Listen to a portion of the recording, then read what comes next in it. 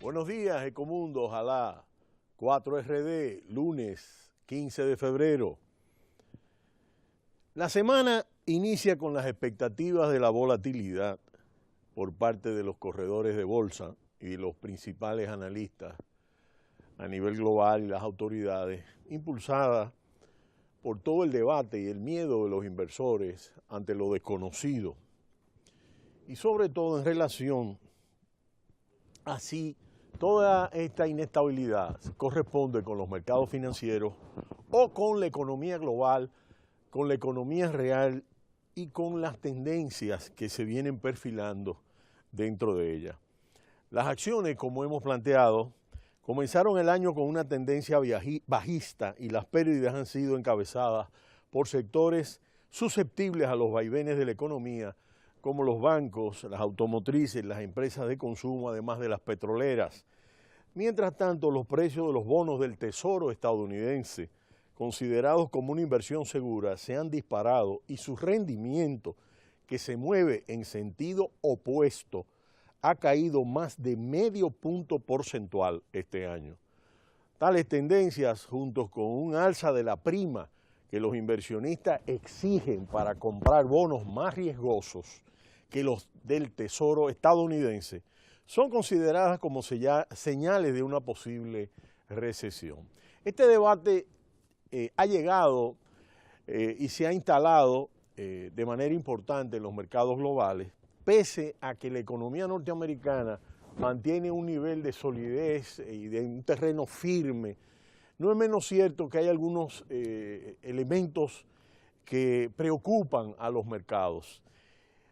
En la semana pasada se obtuvo el dato de las ventas minoristas, que fue un dato muy positivo. Y los gestores y analistas de portafolio prevén que la volatilidad en los mercados de acciones, bonos y divisas continuará en función de esta situación de debate y de incertidumbre como ha iniciado el año. Mientras tanto, el viernes hubo un rebote en los mercados y Dow Jones Industriales se incrementó un 2%, el Standard & Poor's 1,95%, el índice compuesto de Nasdaq 1,66%. Mientras el petróleo tuvo un rebote importante de precios, de incremento que no se veía en los últimos tiempos, un rebote de un solo día en los mercados internacionales. Las bolsas en el día de hoy en Estados Unidos, Wall Street estará cerrado por día feriado, el día del presidente, y lo que vemos, lo que pasó el viernes es que el petróleo de Texas se incrementó un 12,32% y cerró en 29,44 con un rebote en los valores.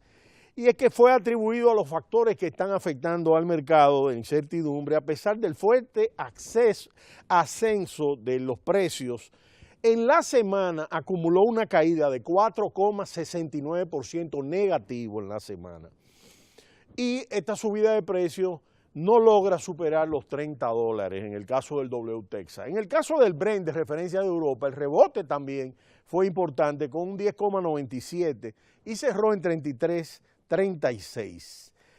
Y es un elemento importante porque hubo un rebote el martes de 7,70%, cosa que ha pasado en las últimas 2 semanas, y luego vienen las caídas.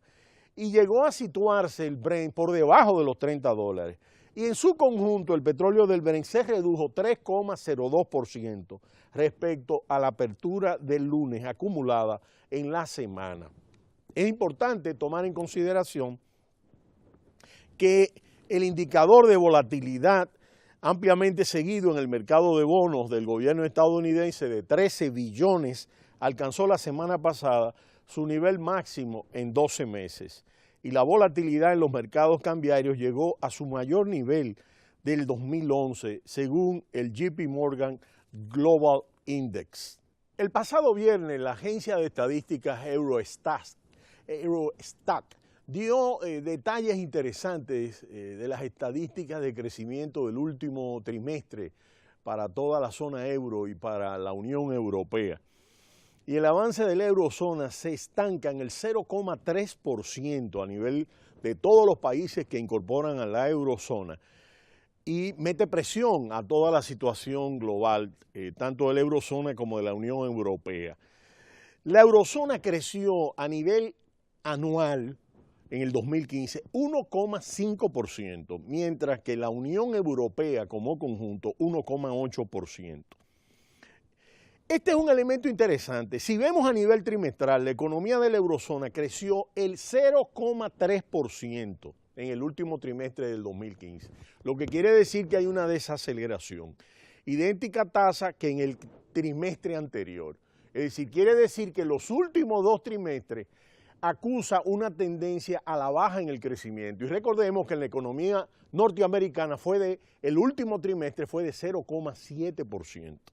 Lo que significa un estancamiento del ritmo de avance de los 19 países miembros de la moneda única del euro. La débil expansión de Alemania, cuyo alza del PIB del 0,3% intertrimestral, es decir, el último trimestre para Alemania fue de apenas 0,3% y respondió a las previsiones que tenían los analistas. Mientras que Francia, que es la segunda economía, creció apenas un 0,2%. Italia tuvo apenas un 0,1% en el crecimiento del último trimestre. Y decepcionaron las expectativas en el caso de Italia, añadiendo de paso la preocupación sobre la situación de disminución del crecimiento en todo el continente europeo. Una excepción importante es en el caso de España, donde hubo un crecimiento de 0,8, fue de la más alta en el cuarto trimestre, y es la única potencia europea que avanza con fuerza a nivel interanual. Al mismo tiempo es interesante cuando nosotros vemos, en el caso de la eurozona, que componen, la Unión Europea componen 28 países, y en el caso de la eurozona, que este crecimiento débil es un crecimiento que marca un nivel medio de crecimiento de 0,36% desde 1995 hasta el 2015, alcanzando su nivel récord de 1,2% que experimentó en el segundo trimestre de 1997. Y la peor cifra de avance del PIB en la eurozona se registró en el primer cuarto del 2009, cuando se redujo un 3%. Es decir, ha habido cierta mejoría, pero lo que vemos es lento crecimiento con deflación, que es lo que hemos visto. Muy superior en el caso de la economía española al resto de la eurozona en su conjunto. A nivel desagregado, la recesión atrapó de nuevo a Grecia y a Finlandia, que caen en menos 0,6% y menos 0,1%. La economía griega volvió a entrar en recesión a finales del 2015 tras un año de turbulencias, marcado por la negociación del tercer rescate y sobre todo por el corralito. De hecho, la economía griega se redujo el 1,9% interanual entre octubre y diciembre. Y encadena ya 2 trimestres consecutivos en negativo, que es la definición de recesión en términos técnicos, con retroceso del menos 0,6% y del menos 1,4% respectivamente en los 2 últimos cuartos del 2015, aunque al final del trimestre logró cierta mejoría. El Producto Interior Bruto de Finlandia también hace aguas, como demuestra su segunda caída consecutiva en la tasa intertrimestral de menos 0,1% y menos 0,6%. Y sume a la economía en una recesión técnica, si bien que al igual que Grecia, en las últimas semanas del trimestre mejora. Esta situación de lento crecimiento industrial y de las exportaciones de las 3 principales potencias lleva a la economía del conjunto del continente, ¿no? Alemania, que representa casi la tercera parte del PIB de la eurozona, y eso es importante, por eso hablamos de la locomotora de la Unión Europea, representa la tercera parte del PIB. Creció este ligero 0,3% que hemos comentado, en línea con el dato anterior. Este hecho, unido a la desaceleración de la segunda potencia del bloque, que es Francia, y a la extrema debilidad de Italia, son determinantes para explicar este lento crecimiento europeo en su conjunto, pese a que en el 2015 fue un año en que se reunieron fuerzas para alentar el crecimiento económico en todo el continente. Es decir, inició con fuerza el 2015 y luego tuvo esta desaceleración justo en el segundo y el tercer trimestre, aspecto interesante, luego del pinchazo de la burbuja en agosto en China y todas las turbulencias que se iniciaron a partir de ese momento. No obstante, el débil repunte en la industria manufacturera en las tres potencias citadas, así como un menor brío del esperado en las exportaciones extracomunitarias dentro del continente, ejercen un lastre a la recuperación más vigorosa del continente europeo.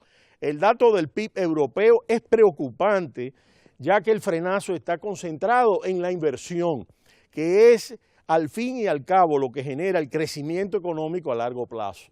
Y esto se produce por la disminución del lento crecimiento de la industria alemana, muy dependiente de Estados Unidos y de China, de hecho muy expuesto a China, donde las empresas alemanas prefieren trasladar algunos de sus centros de producción. Holanda y Bélgica aceleran y Portugal logra volver al crecimiento. Y este es un aspecto interesante. Holanda aceleró su expansión a finales del 2015 con un 0,3% desde el previo de 0,1% que registraba a finales de septiembre. Y Bélgica mejoró su ritmo de avance que cerró el cuarto trimestre con un alza de 0,3%. Al este se expande mucho más el ritmo que en el corazón de Europa. Es el caso de Estonia, Rumanía y Polonia, que van desde el 1,1% hasta el 1,2%. También Hungría y Eslovaquia muestran un crecimiento importante del 1% en la tasa trimestral. En la parte baja del ranking, aparte de Grecia y Dinamarca, que están en recesión, se sitúa Austria, que lleva 2 trimestres consecutivos en crecimiento cero. Y hay 8 países para los cuales la Eurostat no presenta estadísticas. Finalmente, la producción industrial de los 19 países del euro se reduce el 1%. Y esto es importante tomar en cuenta porque en Estados Unidos la preocupación estriba justo en el sector manufacturero que tiene 4 meses consecutivos a la baja. Y esta es una prueba de fuego que en cierta medida muestra el freno de la economía de la eurozona y la desaceleración de la producción industrial a nivel del continente, que en diciembre pasado se redujo este 1% con relación al trimestre anterior, cuando se había reducido también un 0,5%, lo que supone la mayor caída mensual de este dato desde agosto del 2014, según especifica la Eurostat, que es la agencia de estadísticas de la Unión Europea. De manera que acompañamos estos datos muy precisos sobre el comportamiento de la eurozona y de la Unión Europea, que presenta y sigue presentando este lento crecimiento, esta disminución del crecimiento de las 3 grandes potencias que marcan el crecimiento de la eurozona y muy especialmente de Alemania, que es la tercera parte del PIB de la eurozona.